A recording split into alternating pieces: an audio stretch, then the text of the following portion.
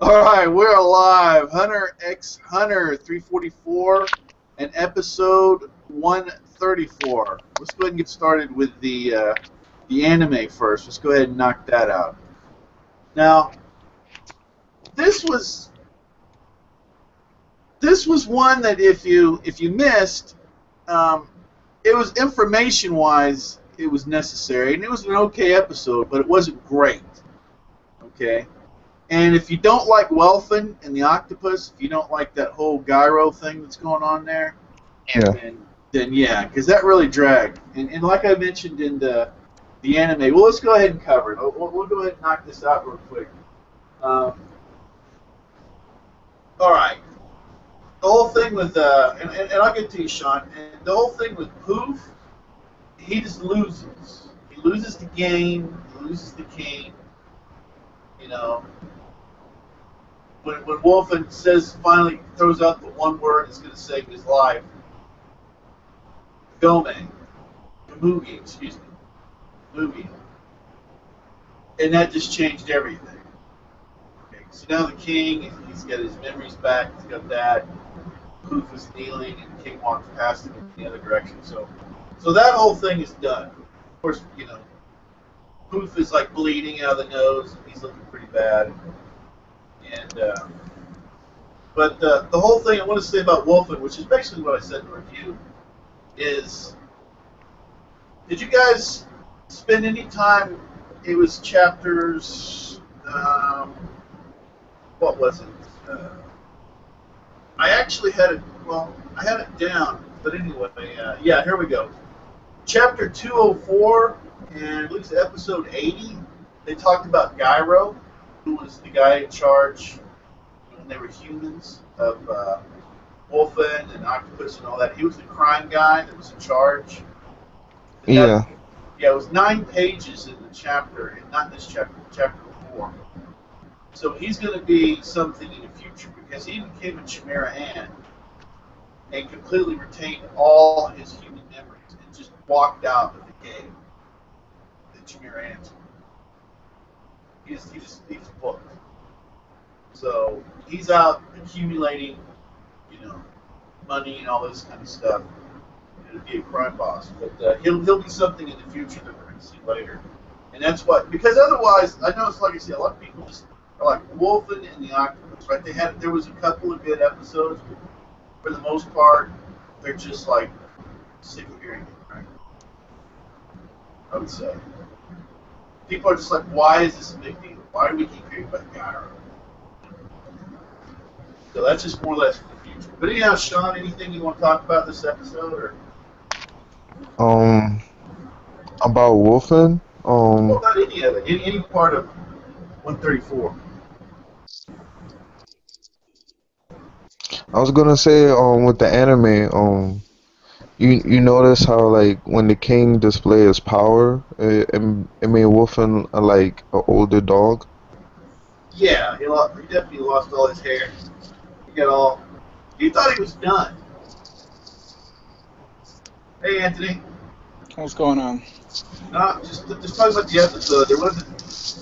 It was necessary. It was okay to watch, but it wasn't fantastic. But anyway, Sean is just. Was there anything else about? Good. Yeah, like to add on to what you're saying, it's not like I wasn't feeling the drama in that. Like it had to be very dramatic. Yeah, it was a transition kind of an episode. A lot of things being conceived in it. You know.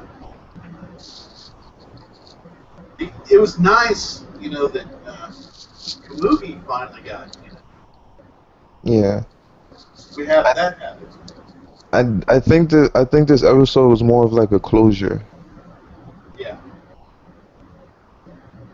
Well, Anthony, was there anything about this episode that really that you wanted to bring up, or? Um, Aside from the fact that it was, well, like you guys said, it was pretty straightforward. I mean, it was. I didn't remember a lot of it. Like a lot of the end of this arc has been it seems like it's been like kind of new to me because I cruised through the manga so quickly, Yeah. and plus I didn't understand it very well. I've always had a lot of trouble understanding the story in manga sometimes, and then when it's animated, I just get it all of a sudden. Right. And I don't know if that's a fault of me not being able to just get it, or the fault of the mangaka not portraying what he needs to portray well, you know. But Yeah. either way, it was yeah, I mean, it was pretty straightforward. It was I thought it was an important episode. I mean, this ends the whole mini conflict that Poof had with the king, trying to hide Kamugi's presence, and just put it all to rest. And this is like the very beginning of when it kind of marks the beginning of the king's downfall. Yeah. Yeah. It sets everything up. It sets everything up good for next week. But I mean, the thing is this whole game between Fruit and King is kind of run out of steam. So there's no real energy added to this episode from that. Most people are not into Wolfen and the Octopus and Gyro, so that wasn't something a lot of people got into. Yeah, I And, mean, I thought this is making Welfin a little better though. I mean, I'm more interested in him now than I ever was in other parts of the story, and I think it's also I mean, another reason why it's not maybe as interesting as it was is all the villains are dying. The mass majority of them, of all the serious ones, of all the ones that were actually threats, are either dead or in the process of dying. You know, you got Yuppie, which is gone. You got Pito, who's gone. Most of the Chimera ants are gone, and Poof's on the edge of dying. King's getting pretty close. He's essentially embraced his human side. well, they're not It's dying. over. They're not. Plus, they're not just dying. They're not really villains anymore. The King isn't. Hell, the King, like I said in my review, well, this guy is a softy now. He's forgiving everybody. He's so soft now. He's like in knuckles. Yeah, he he's definitely a different character than he was at the beginning. That's for sure. Yeah, So, yeah. so what this means, like, he had all this power, and this power made him like a little soft on the inside. Well, the realization, character development, is seeing humanity and seeing that people can, because he just thought, I'm the king, I am just literally better than everybody, and he's found that humanity, even Komogi and everything, can exceed him. And Yeah, I Netero, mean, Netero was the same thing, right? yeah, it's kind of funny that essentially what, like, I guess you could say the main downfall of this entire species, or whatever you want to call them, is their decision to start eating humans. As soon as they injected humanity into their gene structure, it was over. You know, it clashed so much with their, natural instincts of being an ant and stuff like that. It introduced individuality, all that stuff, which tore them apart. Empathy, all that stuff, which they previously didn't have. I mean, just look at how the king's been acting in between when he got blown up by the bomb and when he realized that when you hear Kamugi's voice, or not her voice but her name, that entire time he was a ruthless son of a gun, and now as soon as he hears her name, like you said, he's a big softy, and it's all because of the humanity that was started to be eaten towards the beginning of the arc. It's just that was their downfall. They should have never started eating them. They would Well, have just kept it like Yuppie, with magical beasts. He probably would have been more of a threat. remember what the king said. Humanity's our challenge, right? And we have to overcome it, and then eventually we'll get a grip of it. What I would say is they kept proceeding with their plan as ants to take everything over. If they would have just stopped for like a couple of years or something like that, and done the processing of it before they were attacked and everything, then they might have had a chance, right? Maybe. Yeah, maybe. But the king was right. But they didn't get the time. Well, I think it's almost one of those things where if they stop, they die. You know, it seems like one of those types of species that has to keep reproducing. They have to keep spreading. And if Right. they don't, you know, they're going to die. I don't really have any basis for that argument, but it seems to me probably that in their nature, you know. So Right. Well, let me throw this out there. Well, I didn't tell you yet. The whole thing of Gyro, the whole wolf and octopus thing, Gyro chapter. When did chapter? Oh my gosh, let me look back. 204, in episode 80. There was like 9 pages in chapter 204. I went back and looked at. He's going to be a future crime boss that we're going to have to get dealt with. He's going to be a future problem. he's going to what? He's going to be a future problem. I had to go back because all the wealth and octopus stuff has been kind of interesting, but everything they keep talking about Gyro, Gyro, Gyro, right? We're gonna find Gyro. What's Wolfen want to do now? He wants to find Gyro. He was eating though, wasn't he? Yes, but like I say, if you go back to 204, I'm gonna make this real quick and we'll go right into the chapter. But he, unlike everybody else, Gyro, he was the boss that was eating. They were selling drugs and weapons and all that. He came back with all his senses, total memory, everything. And when he got formed, he just walked out of the cave. Which Chimera Ant was he? He never. They never showed him Well, then how do you know Always he came back with all of his memories? everything. Everything. He had everything. Wait, if they never showed him, how do you know he had everything though? That's what I'm asking. Well, because it said within the 9 pages, Higashi spent 9 pages on Gyro, chapter 204, and most people passed. They never showed what Gyro looked like as a human. Never showed because it's just a black outline. They never showed what he looked like as an ant because he just had a big, huge coat and long pants. So you don't know what he looks like. But it said all this. He walked out, he had all his memories, he said it 9 pages. He's going to be a future big problem. always thought he was the koala bear Chimera ant. No, he's gone. I've been rewatching the series lately, and I watched that episode not too long ago. Yeah. You're talking about the episode where they talk about his background? Yeah, I don't remember the episode that well. I believe it was episode 80, but I would watch the chapter. I would go read the chapter again. I didn't read the chapter, but I watched the episode literally like a few days ago. First, I think I know which one you're talking about, but I don't remember them saying or commenting about him as a Chimera Ant. All right, we've probably spent about 10 minutes more than I want on this, but especially if it's not even about what we're doing now. No, well, I mean, I'll No, get into it afterwards. I'm just transitioning. Chapter 204, everyone. First 9 pages, I'm telling you, because you can read it now, or you can go read it when you more later. All right. Does anybody want to say anything real quick before we go ahead and hit the chapter? I still think there's a Chimera ant arc second part. Well, yeah. Well, Pariston's got a boatload of them, and they came from some.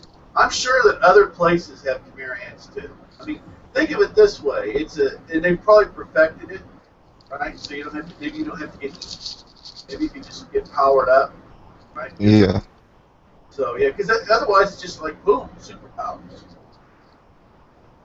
And Yeah, also like mix of such random, right? yeah, I still think there's like a part 2 of that arc, but it'll be much better than the first one. Like all the drama and all that stuff. Yeah. Well, I mean, Palm was able. I mean, was Palm just unique? She was able to come back full finally. Yeah, she came back the same, it's just that she looked like a mermaid. Yeah. So see, there's A mermaid. lot of potential. Yeah, a walking mermaid. Yeah, I can see that. Yeah. And there's a lot of other people that could see that. Well, anyway, let's go get the chapter. Everybody get the chapters open. Yeah, I'm getting there. All right. Now, I did my review. It was basically 3 pages of this. It's the first 2 pages and another page. But the whole thing with Leorio and Krupica just got me, especially the dialogue in the last page. I really want to cover what's going on. Well, anyway, page one is the eyes, right? Plan's eyes, and he's just naming names and investors, and then there's all these people, that had these eyes, just like they were objects, right? Just beautiful objects without thinking about the humans that were destroyed. How come there's only one eye in each canister? Well, I think they were sold that way. I mean, think of it this way: these were expensive, like jewels. I mean, what? Yeah. So I think Eyeballs of jewels? well, you know why the eyes were sold, right? James? Well, they were like one of the 7 most beautiful things, weren't it, or something like that? Yeah, one of the most beautiful things on earth. I don't know why the eyes were sold. Well, that's why they were sold. They're beautiful. They're red. It was sold during the new city arc when they was doing the auction. Yeah, there was one pair of them that was being Yeah, sold. yeah, one was sold. Yeah. It started from that part on. Yeah. That's why. I mean, Tagashi's told us over and over. And it's the red, the top shade of red and everything in ours is just one of the most beautiful things ever. Yeah, since he's got all these eyes, it means he's probably been pretty busy in the time we haven't seen him in this show.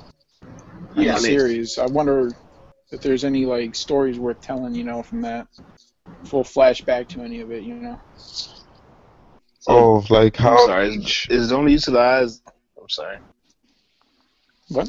Oh, next is the only use of the eyes for is just for collecting? Well, no, they're beautiful. Have you ever, like the example I gave, have you ever seen a finely cut piece of ivory, James? It's pretty much like people killing elephants for their Let me ivory. say with James here a minute. James, have you ever seen any ivory figurines, anything cut from ivory? Can't say that I have. Okay. Well, a lot of it's really beautiful. Okay, but it just took but a lot of the ivory is in the tusks in the elephant because they normally kill the entire elephant and take the tusks. So when we look at things, a lot of times we don't realize they're beautiful, but we don't realize what it took to get them. But no, the eyes are that beautiful, right? Are they taken from living people or? Yeah. Well, from a clan. There's one clan. Well, wasn't the story of how his clan got murdered and he was the only last one there, and then there was just like harvesting their eyes? Yeah, they went in and killed them. But, Yeah, it was the troop. Well, anyway, that's a lot of backstory. But let's go. Let's stay with. Look at the mindset of Karupika right now. Right, where he's sitting there and he's processing this stuff that's happened, and then I'm gonna go and pass him a couple of points, and then we see the big picture. I like the artwork. Yeah. Yeah, it's much as I great. love Tagashi, I'm not a fan of his art. This is actually looking pretty strong to me. Real strong. He stepped his game up a lot. Yeah, he did. Neverworld said it in an interesting way. He said he stepped it up and it made it basically competent. He said it was good. He didn't say it was great, but he did it because some of the first panels are pretty good. But anyway, yeah, I just be honest. But so each one of the eyes has its own. It's in its own jar. There's candles burning. There's flowers all over. It's a shrine, like to his dead clan, right? Yeah, and then there's that one that one vertical panel. This is was Pero, which must be his friend or something. He's remembering. Oh, So it looks that's like the my journey is finally beginning. It was on the second page. Yeah. Well, this is where I want to get to. Look at what he starts saying. I don't have people to greet, welcome me, or a place to go home. I don't have anything like that. So Karupika is basically in his mind. He doesn't have anything. He got nobody. Right? We all see this? Yeah, pretty much. Yeah. Yeah, he's alone. He's like, I am alone. He's really not alone, though. I mean, he's made plenty of friends in his journey. It's kind Yeah, of like it seems like like a regress in his character. Like he's not realizing that he has people around him that care about him, like Gon he's and never Leorio realized. and stuff. But see, we, I think we thought that he was just okay. These guys are my friends, and we're all. He's never done that. He's emotionally isolated himself. I'm gonna skip. I'm gonna go through the whole thing, but I'm gonna skip all the way to page. You guys don't mind? Page 12. I want to stay on this. Where then we'll go back to the beginning if you guys don't mind. You said page 12? Yeah, page 12. So while you guys are on your way to page 12, if you want, it's the dialogue is just amazing. It's what I said in my review. They're talking on the phone, going back and forth, and the whole thing is Lauro is the email address. Okay? Leorio, do you understand the situation we're in? How many times do you think I've tried calling you now? Tell me your freaking email address already. That's what Lorio says. And we're group because, like, I'll pass on that. I'm heading over there right now. So I'm not even giving Leorio's email address. Leorio's got no way to contact him directly, right? Yeah. And he's like, and Leorio's like, no, Leorio's the one that got him into the Zodiacs, right? Nobody was Yeah. big in there. And through the Zodiacs, he's able to get information to complete, his quest, right? But he still doesn't understand that Leorio, Gon, and Killua are his friends. It just doesn't process to him. And I don't know. through. Yeah, go ahead. I don't know why he doesn't either, because there was plenty of scenes in York New where, they're all sitting around and he's like, I got really good friends. Like especially that one scene when he was explaining his powers, like what his chains do to Gon. Yeah. And how that was kind of a symbol of trust, because he didn't want anyone to know in case that one girl found out, because she could read minds. And there was a whole scene. He's like, "Oh yeah, I have really good friends," and now he's here and he's acting like all standoffish and stuff. Something happened in this time that we didn't see him. I don't know what it is, but something happened, and I want to know what it is because he's emotionally pulled away. Something, I don't know. Didn't Kurapika ask about Gon? Like, did he mention when he was in the car No, to Leorio? no, not in this chapter. Not that I Yeah. Not that I remember. No. There's a panel here. I guess they was in a car, and it says Gon's alright. Get yourself here and be my support. Is that Leorio speaking or Kurapika? Yeah, that's Leorio, because this is getting exactly to what we're talking about. Okay, Kurapika's like, I heard about Gon from the cow cop. Is there anything that I can do right now? So see, he hasn't been keeping track of this. He just heard about it now. And he's like, is there anything I can do to help? And Gon, now here we go. I love this. Looks back. Gon is fine for now, for the time being. What you can really do is come here and give me some support. I mean, listen to what Laura is saying. I'm really uncomfortable here, surrounded by all these people I don't know.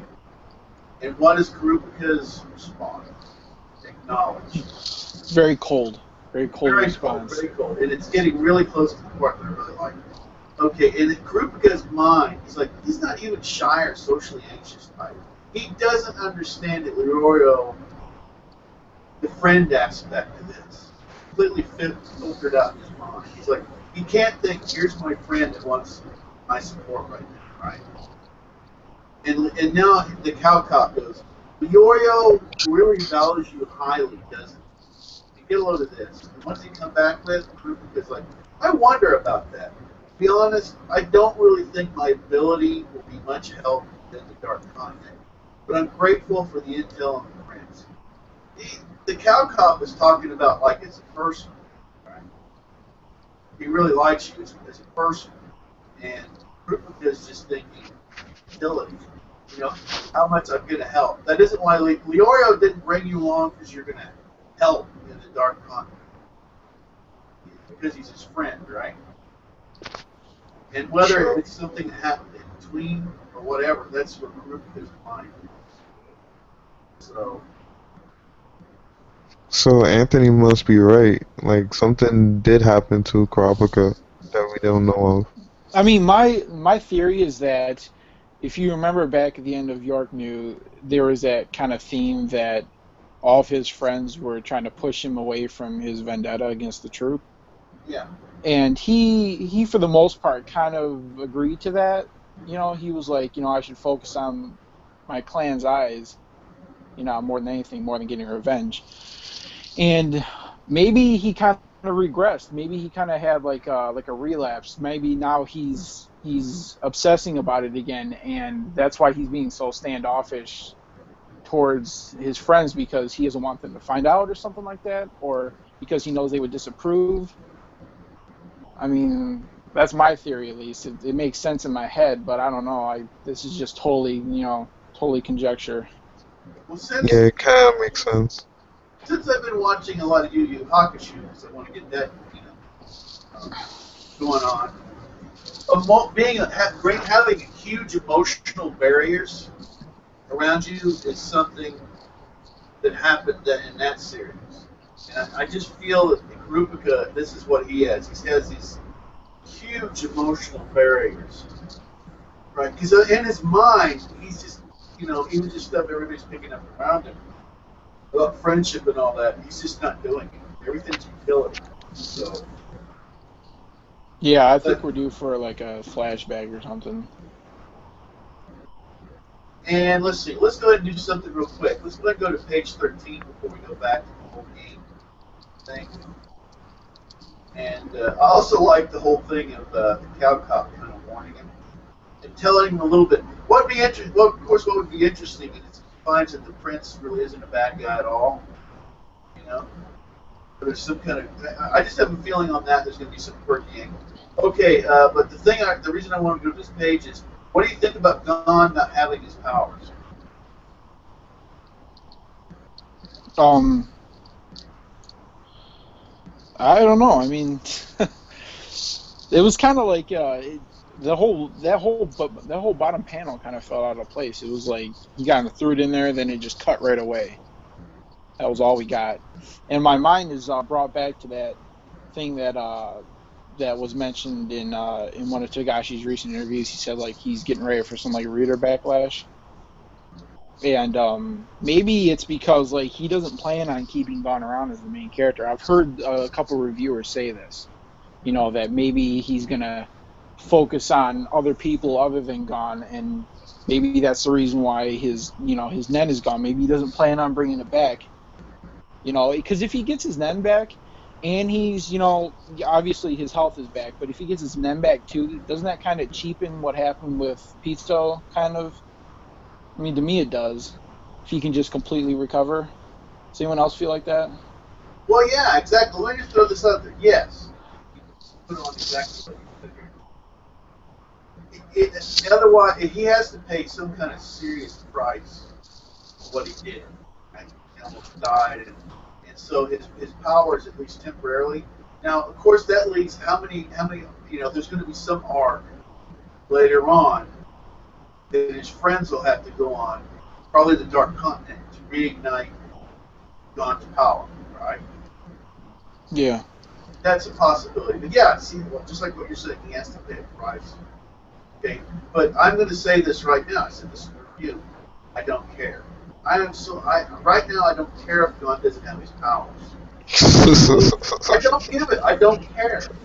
I'm so into what's going on with Dean and Harrison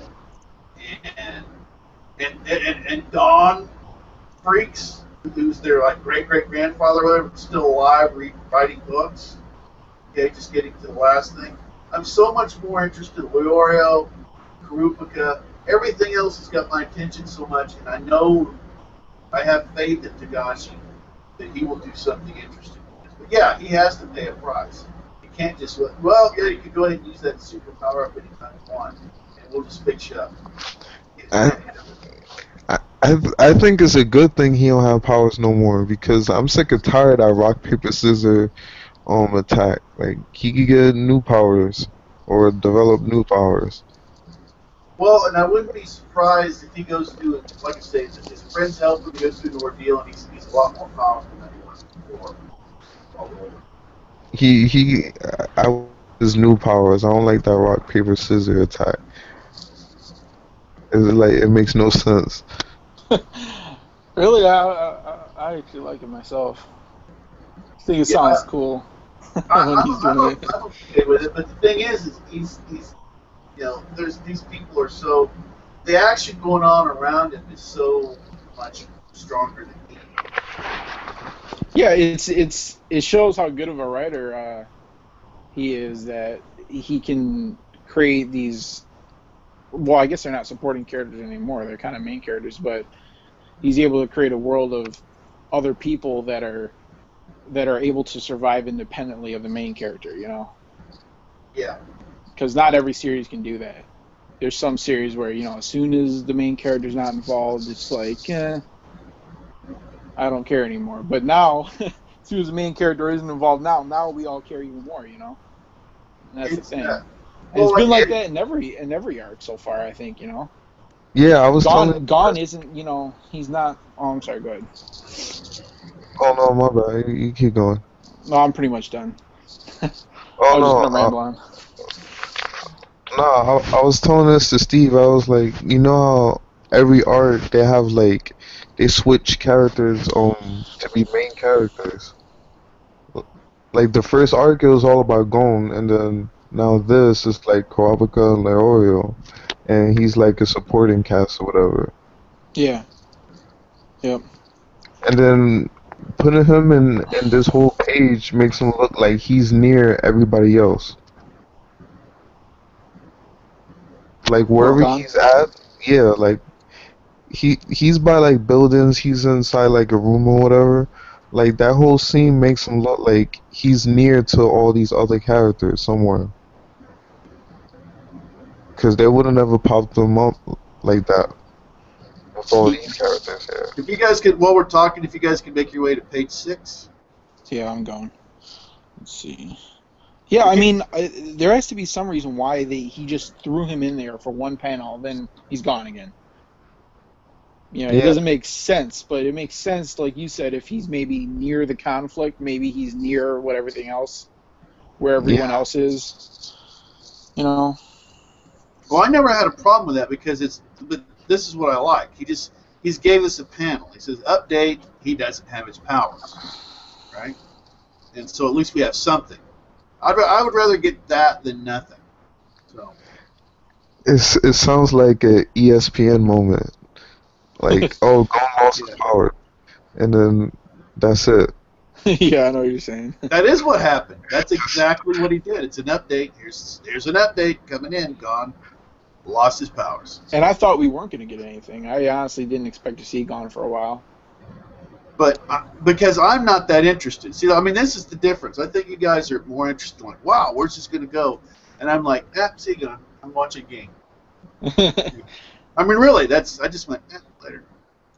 Well, Yeah, I mean, I don't mind being away from him for a while, but I still care about where his character goes and what he's gonna do, because at the end of the day, he still is the main character. The series started with him; it's probably gonna end with him. Right. But like I said, I have faith in Tagashi that he's going to do something interesting, and I can already think of some scenarios, and I'm sure he'll do some much better stuff. So. Oh, absolutely. But Ging. Well, as for Neverworld said, Ging is Yusuke from Yu Yu Hakusho, which I can see it. His personality is Yusuke. So, I mean, I don't know. It's just exciting to me. Anyway, I'm on, okay, page 6. yeah. Okay, we start off back in the hallway, and this works out a little different. There's the one guy. It looks to me like the guy with the bowl haircut is controlling the woman that I thought was a puppet for Pariston, and evidently it's like a robot or something. But anyhow, they're fighting. They're fighting over who's going to be number 2, and that bowl haircut guy is like, "Hey, if you're just causing problems, we'll have to get rid of you." So, And what looked like a doll is like a robot. Battle preparations complete. It's some kind of android or something. What Now I I have a question. I'm Yeah. sorry, good. no, go ahead, go ahead.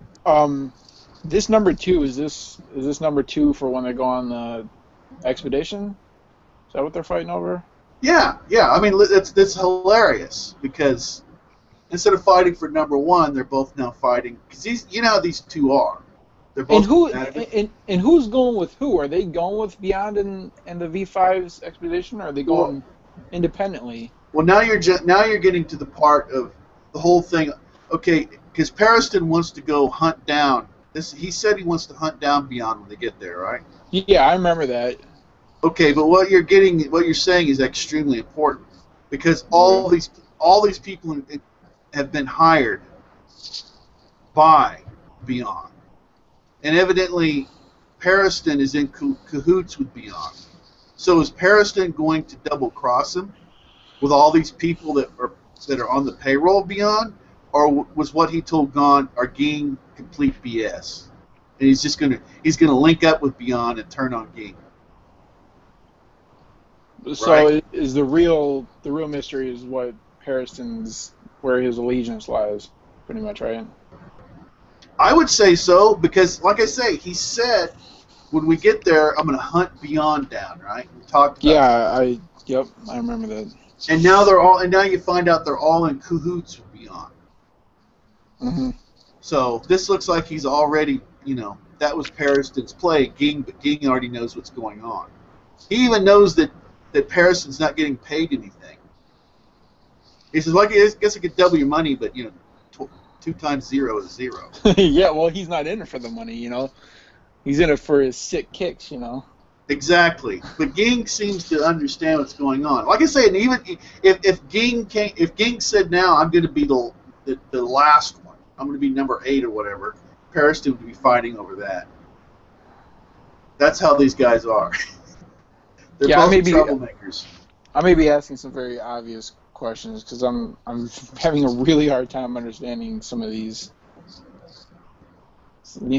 chapters. I got to read them like so many times, and even then I don't understand them. So Well. Anyway, I had to see a problem. You brought up an awesome point right there. So we start breaking down into what's going on. Okay, like I said, hmm we already covered that. We just covered that, and then we get to see the personality of some of the characters, right? hmm And Ging's personality is so straightforward. The whole thing, I'm just going to double whatever he was going to pay you, and you don't, and basically I'm going to pay you up front, and the whole deal. So we get a lot of Ging's personality. And the one guy that he pays up front, he's like, "Oh, see ya." he just dips out of there. They're like, oh, we're never gonna see him again. Yeah, he says, "I'll be back," and they're like, "That's him gets gone." So, but what his condition, Ging's condition is, I'll pay you double, but you have to acknowledge me as number 2. And wired the money. Boom, he's gone. See it. How much money does this guy have? I mean, he obviously doesn't have his hunter license anymore, right? Because Kite had it, and then he gave it to Gon. So he Well, doesn't have his unlimited credit limit. I think he does have like an unlimited amount of money. Maybe.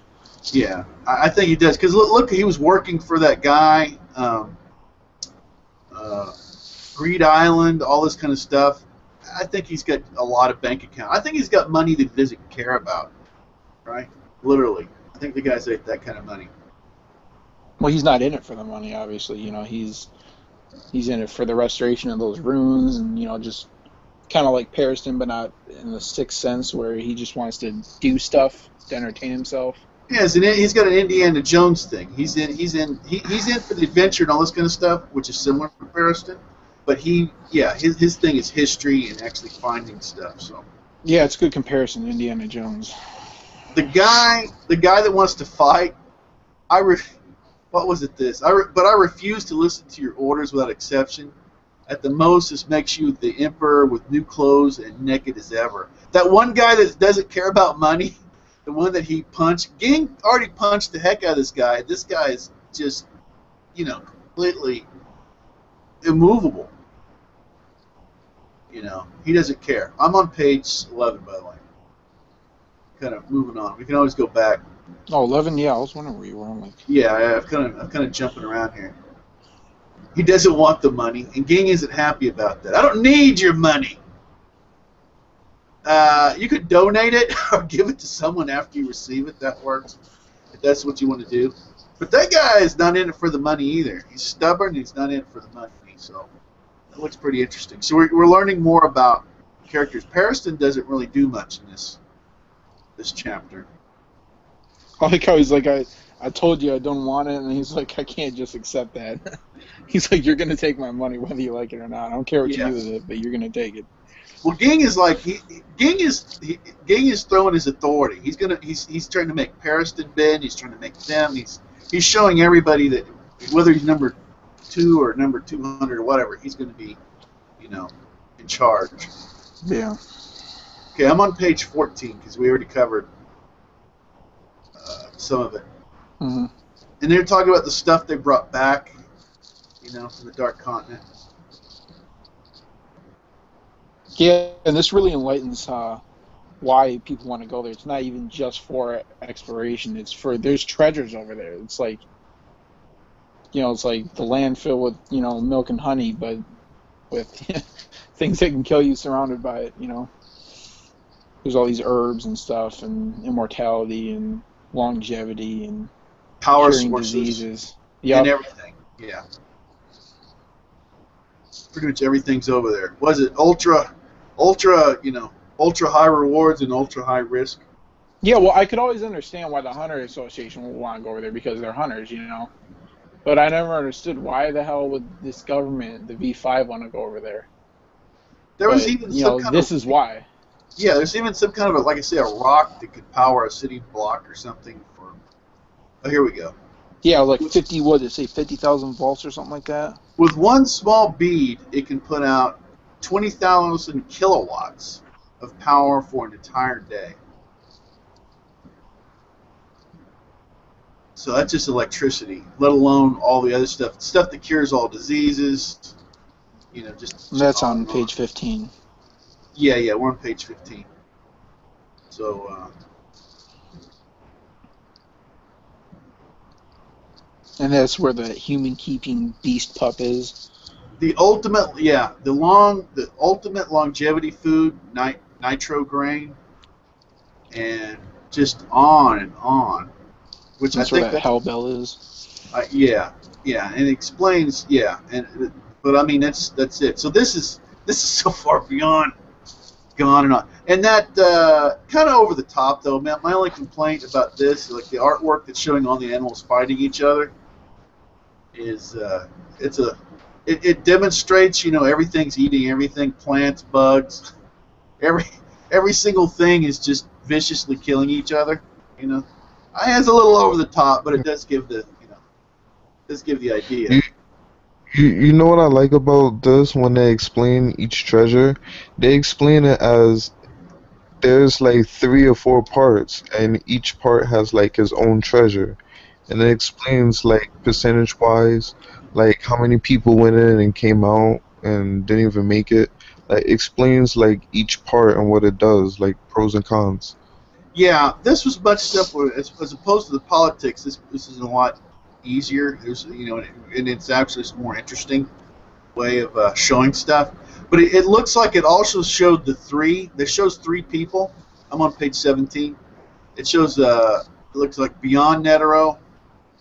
I think that's Azak Netero. Yeah, who are these people? Are they the people who went over there?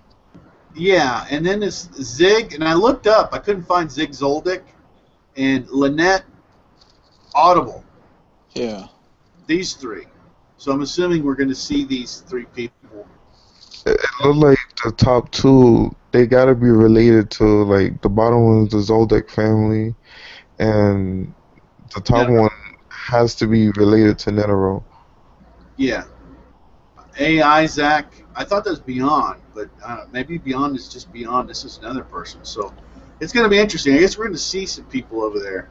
Well, are these the people that they're implying went with this Don Freaks? Or are these current people? You know what I'm saying? I don't know what time frame they're in. they showed it as they went over there, but they the ones they came back. Oh, okay. Because I think Isaac Nutero. I think that's beyond, but Maybe. I'm just not sure. He looked So like he has like blonde hair rather than black, which yeah, well, that's easily remedied with hair dye. But I'm just trying to point out what's there. You know, looks like he has different hair color, and could be a younger version of him or something. I don't know. yeah, I don't know. So we really don't know. At the same time that Beyond went, the kingdom of da da da. So it seems like they're referring to that guy as Beyond, but I don't know for sure. And it could be maybe the three people that actually made it. Um, but anyway, I don't know. Now I don't know. So well, actually, that's wait a minute, Isaac. That's Netero. That's the father. That's that's Netero. I was gonna say, did we ever hear Chairman Netero's first name? Yeah, I think it is Isaac or something like that. It may be, yeah, maybe him. So that would be him. Well, they showed him when he was younger in the flashback when the during the invasion of the palace in the Chimera Anarch. Oh yeah, I saw that one. So I'd like to compare the picture of how he looked in there to this. Well, anyway, it was Isaac or Azek, so that would be him. And then Zig Zoldyck, but I looked under the Zoldycks and he doesn't exist yet. And Lynette Audible, so that's okay. So that makes sense. The Zig guy looks like he needs to chill on the caffeine. Yeah, we're all going to be messed up. But they explain this. Yeah, I'm sorry. And this I didn't reread before we started this. I'm actually kind of tired, so. But it really explains what happened to some of these guys. Oh, going over. Does this one panel say they contracted a Zobai? Zobe? Not the three, no. It says they had contracted Zobe. Who are they talking Right. about? Well, see, the thing is, you got to read the thing before. At the same time that Beyond went,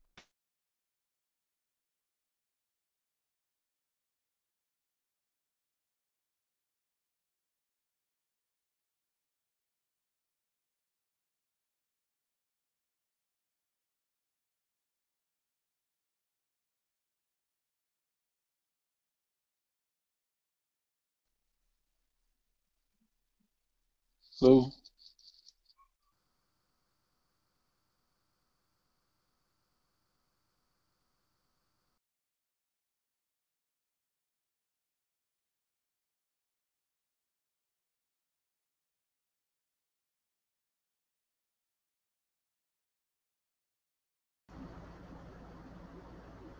okay. All right, I even got muted. I don't know what's going on here. Hello? Does everyone hear me? Yeah, can you hear me? Yeah, I hear you. So I don't know. Everyone cut out all of a sudden. I didn't hear anything. Yeah, I I had got to back muted out and, and go and, back and in. people just dropped out, so I don't know what's going on. Sean, you there?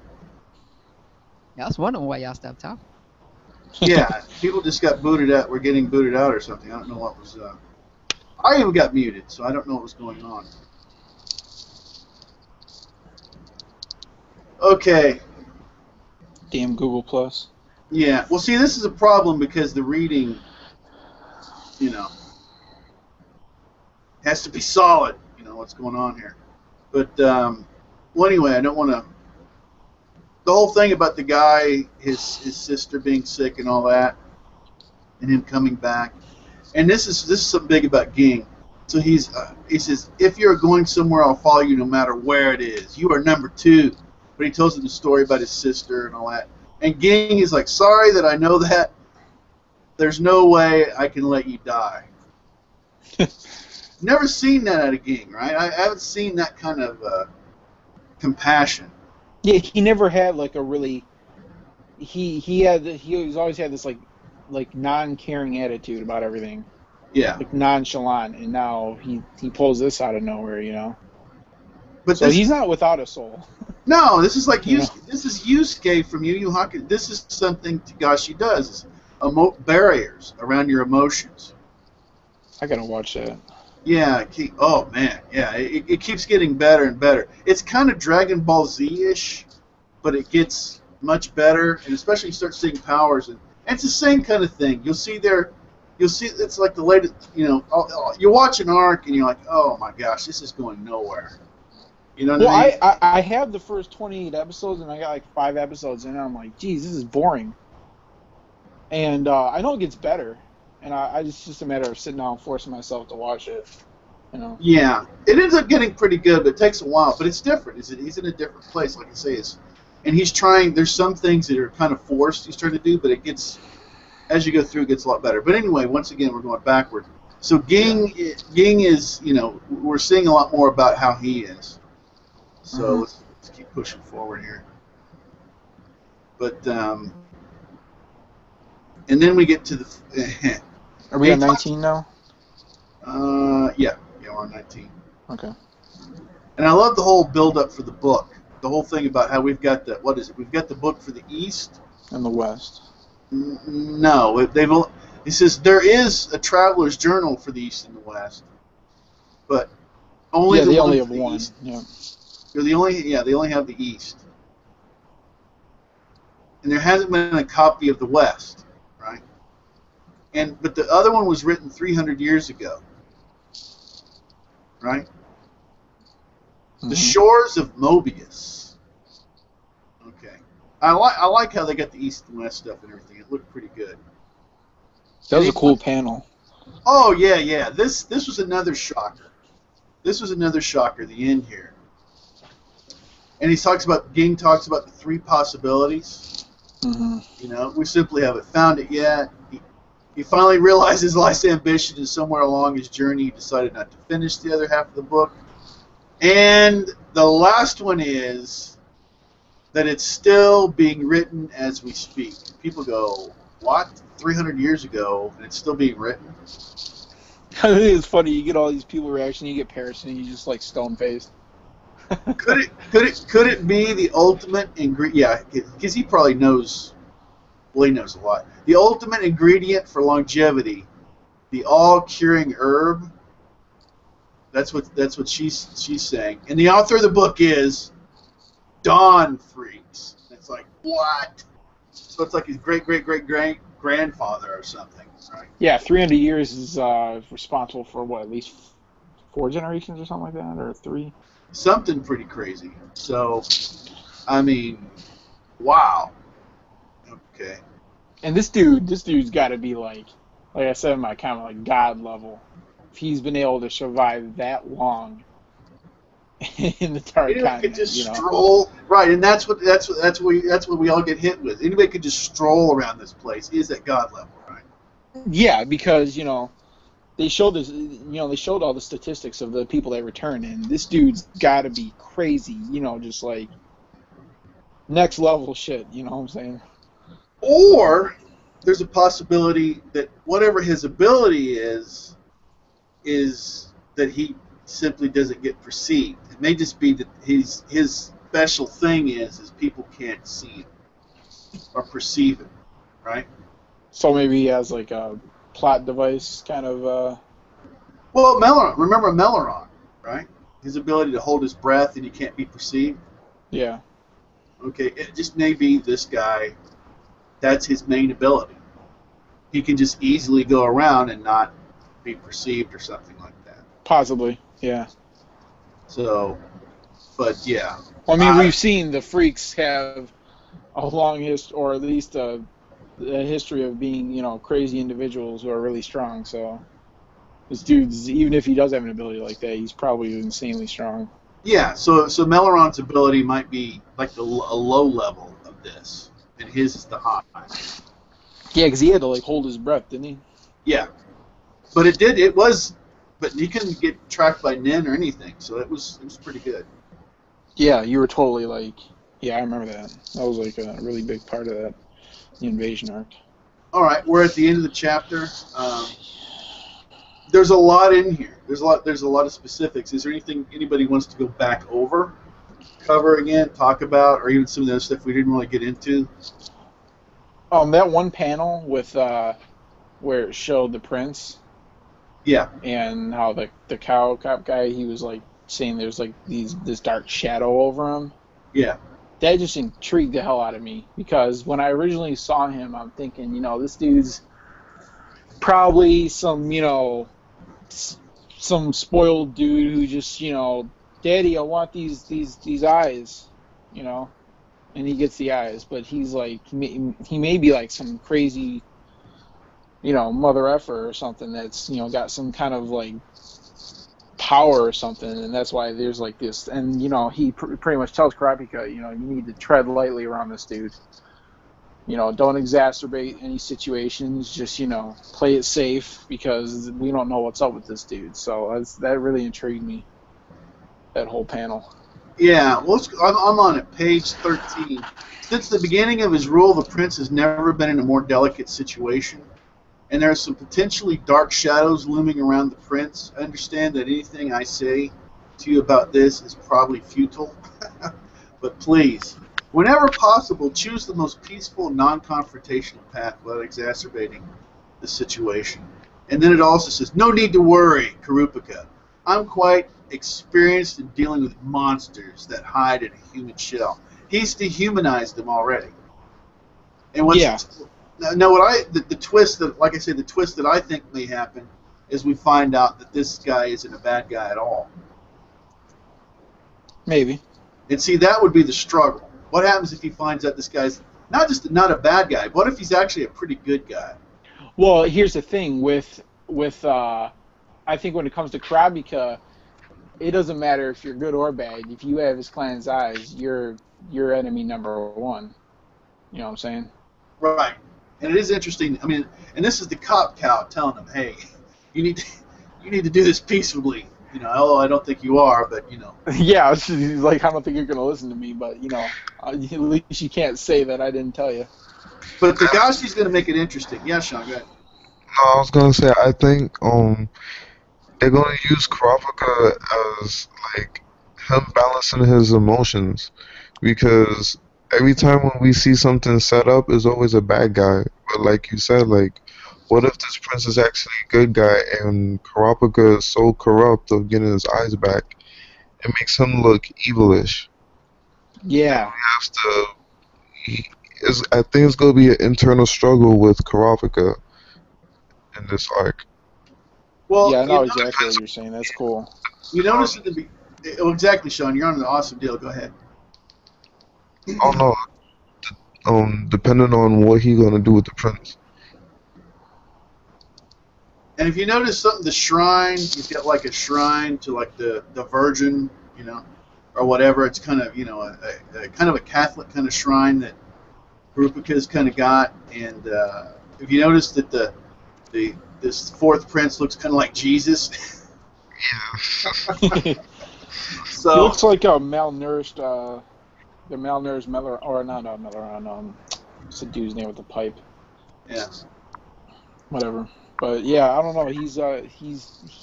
I just like how this chapter made him more interesting. I didn't give a crap about him before. He seemed like a neon, like that one crime boss's daughter, Yeah. who just wanted the eyes because they're a toy or something. And he just happened to collect them all, but now he's actually has some depth to him. So Well, yeah. I think Tagashi's going to do something. He's going to spin it in some way. So I'm just curious. So even though not a lot of action's going on, I'm really because we're actually learning a lot more about the characters, right? We got the cow cop, we're finding the crew that Ging's with, we're kind of getting their personality through the dialogue, and yeah, like I say, it was shocking, the way Krupika is like, "Gosh, I'm alone," and then anybody tries to get close to him, and he's like, "God," and he's like, "What?" Yeah, he's on his emo side. Yeah, he is, but I like that. I like what you're saying, Sean, because that's what he did with Gon. That's what Takashi did with Gon. He's like, I'm going to turn. He's going to get so focused on his mission that he turns in. He does a stereotypical. I'm doing a good thing, so I'm going to start doing all this evil, right? Yeah. And then if you notice, Ging is a jerk, and but now we're finding the soft side of Ging. I like the complex characters. That's what Takashi's good at. have they showed? I remember, like, you know how when everybody that I guess Jane talked to Gong, they always talk to like how their perception of how Ging was. They showed him when he was very compassionate at one point, because they showed it on Razor's part, like how they turned Razor around. Yeah, he's a good guy, but he's a jerk.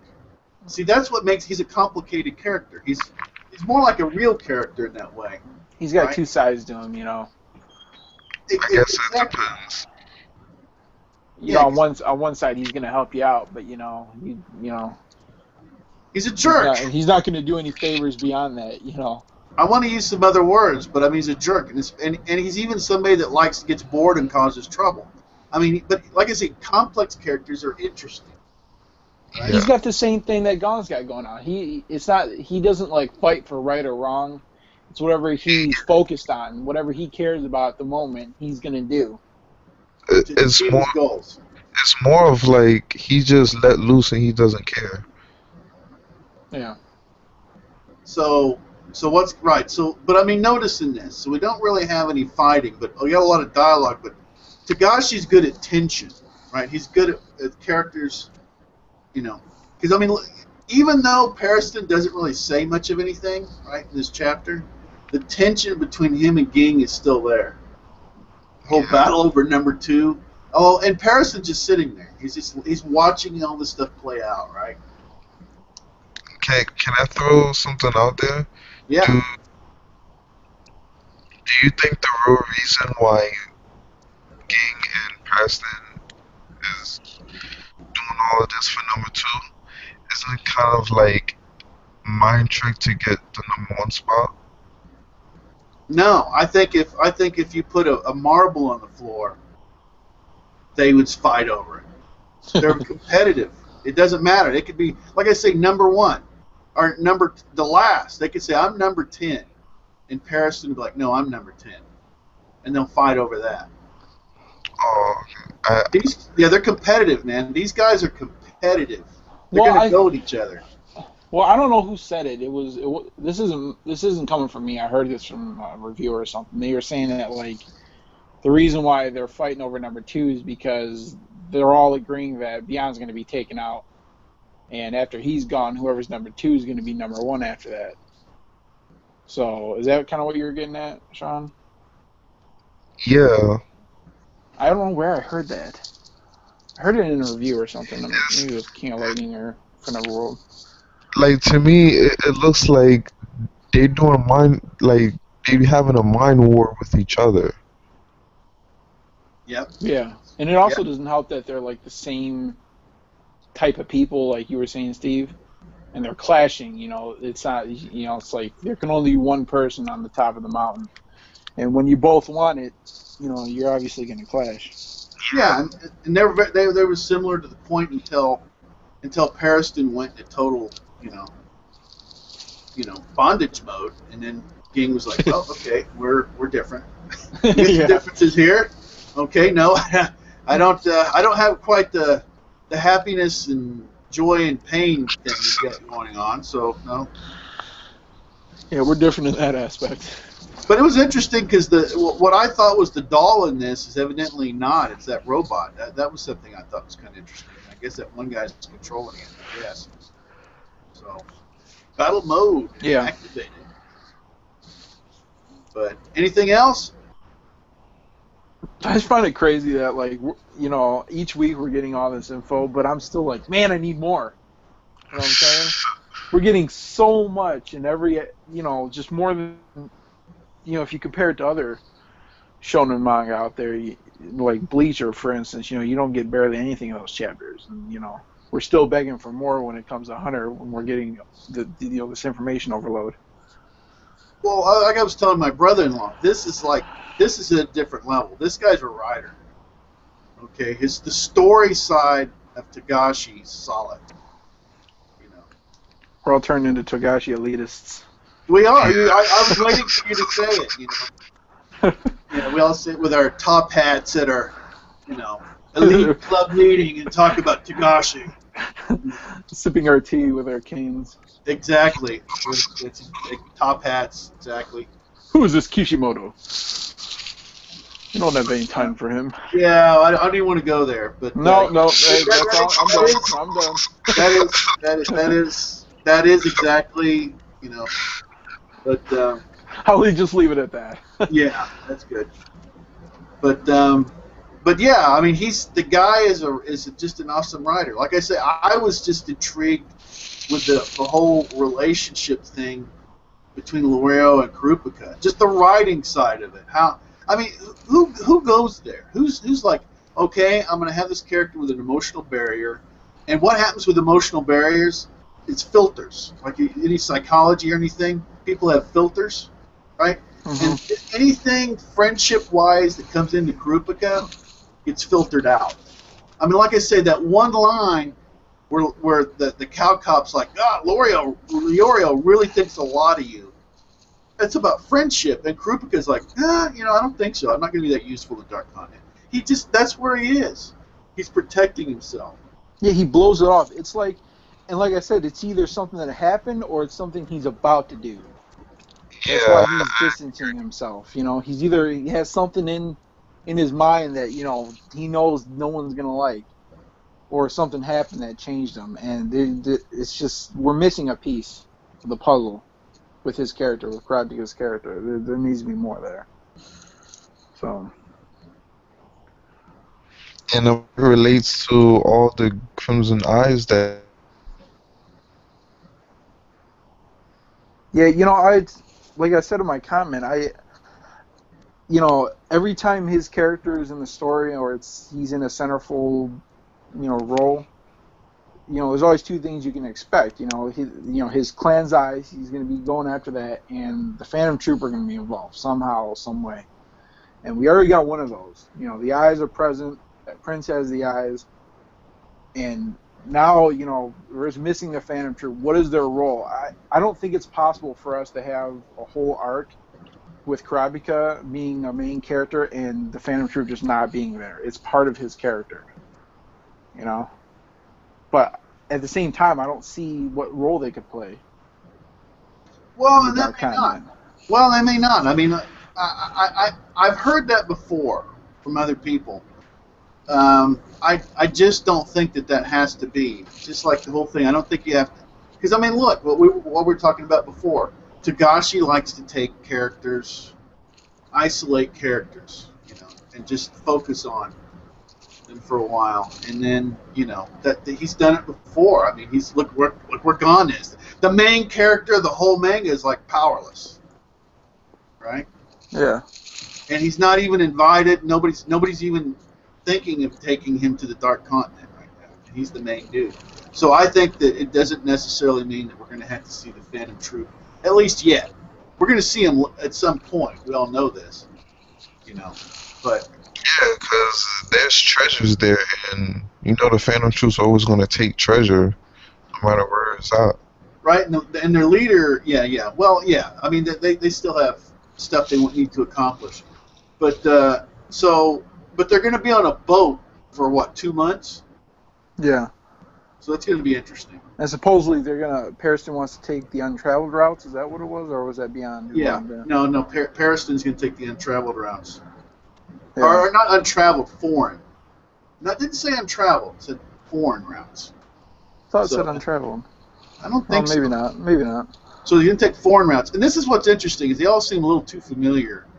This stuff, and that way we'll be able to beat him. We'll get there before him and all that. Like I say, but it really looks like he's going to hook up with him. Yeah. It's really beyond. Is the one behind. So this is. It's like I say. I think Pariston really was trying to pull it over Ging's eyes, and Ging really knew what was going on. So. Yeah. And that's why he's paying him. So they're going to be loyal to. So they're going to be loyal to Ging and not to Beyond. Because I think that was the whole play. We'll get there. Ging thinks we're going to take out Beyond, but really Beyond's behind the whole thing, and we're going to take Ging out. And Ging's like, no, I know your game. I'm going to buy them off. I just doubled their money. And now they're working for me. Yeah, like I was saying before, like, it's a combined with each other. Because they want the number one spot, but they just doing two. Can't hear you. Oh, you can't hear me now? You were cutting in and out. At least for me, was it just me or? No, I was saying like they doing a mind war with each other. Like it's more of like who can get the upper hand with each other without like even fighting. It's more mental with them two. Oh, Yeah. absolutely. Let me switch over to something else real quick. All right, Life in the Boot. Yeah, he's cutting out for all of us. But you don't have. Let's see. What your mic isn't working. Well, if you don't Life in the Boot, you were telling me that your issue with Hunter x Hunter is the time to get caught up, right? So that was your issue with it, right? Oh yeah, it's 366 chapters. What? I don't know. It'll take me a month, and I don't even know if I You know what? I'm telling. Well, I don't know if you watch the anime or whatever, but it's a good ride, man. It's just slow in the beginning. Every arc is slow, but it's the same guy that did Yu Yu Hakusho. So if you like that, this is a darker, less Dragon Ball Z-ish deal. And some things he did some. I want to bring up something in general about Hunter x Hunter. There's not really a lot of shipping here, is there? No, You there's know like what I mean? none at all actually. Yeah, and there was quite a bit of it in Yu Yu Hakusho. Was there? Yeah, yeah, absolutely. There's quite a bit of it. It's not in depth, but it is. It's there. So, and even the main character, it's him and his girlfriend through the whole thing, or at least most of it that I've seen so far. So, and there's a lot of other shipping too. So it seems like you just dumped it. There's like certain things that he just said, I'm past that. And there is, like I said, there is the power up Dragon Ball Z-ish kind of stuff. But I mean, we're talking about something that was done, what, 20 years ago? Well, I think the closest he got to shipping was the stuff with Palm. And, Yeah, which was Palm and Nav, and then Palm and Gone, which was really weird. Yeah, so that was way over the top. He does a lot of age play. Yeah. and Well, stuff. I've gotten to the point where I just don't expect the Japanese to respect age boundaries. Well, and even the whole thing, Greed Island was the guy that donated the money. It was all about his young wife, right? This old dude and this young wife. So there's age Yeah. and stuff. So yeah, it's a different culture. But yeah, it's a fun ride, Life in the Boot. You know, you should just enjoy the ride instead of trying to get at the end of it. Yeah, take your That's time what- with it. That's what Conley Bob 9 is doing. Yu Yu Hakusho. All right, so we're at the end of this. We're all here. We've got our top hats on. We're swinging our canes, making sipping our tea. You know. Stroking Tagashi's ego. Yeah. Well, wouldn't Great have any other way. Tagashi the Great. Right. So, all right. Was there anybody got anything else? We go ahead and close it out. I think that's it for me, at least. Yeah, I think we're good. We did an hour 40 last week. Well, anyway, I appreciate every single person that's watching. This is fun for us to do. If you're enjoying it, that is amazing. And Tagashi is awesome. And I will keep pestering people to read Hunter x Hunter, or even Yu Yu Hakusho or whatever, anything from Tagashi. All right, till next time. Take care.